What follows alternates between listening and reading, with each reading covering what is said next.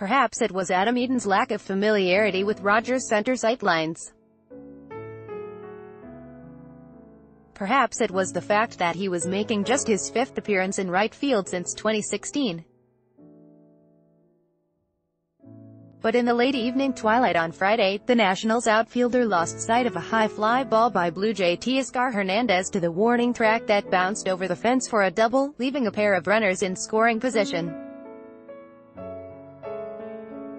That misplay and non-support of Nats left-handed starter Gio Gonzalez opened the floodgates as Justin Smoke facing reliever Justin Miller and stroked a go-ahead sacrifice fly, followed by a long two-run homer by Yangervis Solarte, keying a 6-5 Blue Jays win in the first of a three-game series.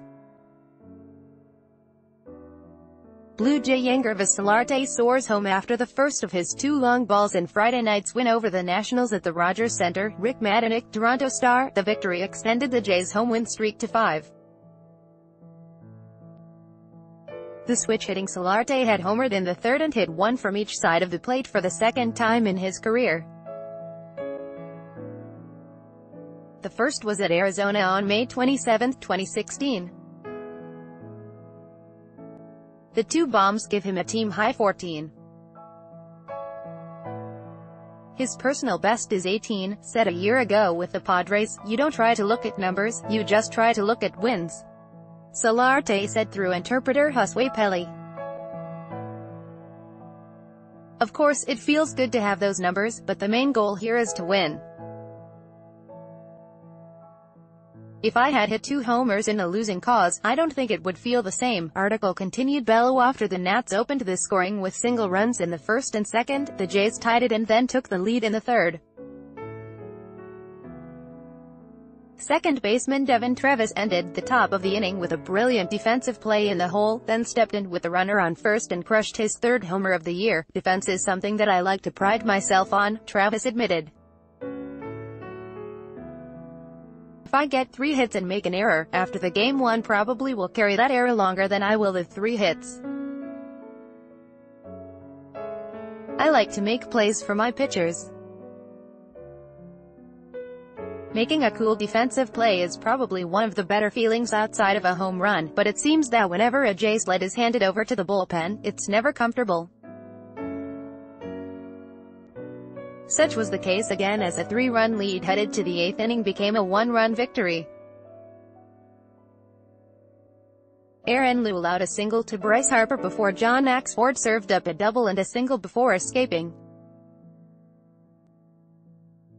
Interim closer Ryan Tepera entered for his 4th save, stranding the tying run at third with a strikeout of the dangerous Trea Turner. "Tep's got some stuff that you never want to be in the batter's box against," Travis said of the new closer.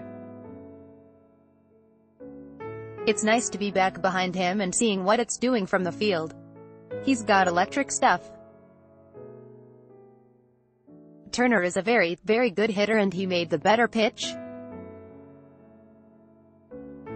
That was a good feeling. It also seems there is much for Aaron Sanchez to prove every time he steps onto the field and toes the rubber. In this case, he was looking for his 3rd quality start in a row, but had not won a game at home since Sept. 27, 2016. Recall that he missed most of the 2017 season due to injury after leading the American League in ERA in 2015. Sanchez did not break that home winless streak, but he did pitch at least 6 innings for a 3rd consecutive start, allowing 3 runs on 6 hits with 2 walks and 8 strikeouts. He threw 104 pitches over 6, a season high, and handed off a tied ball game to the pen.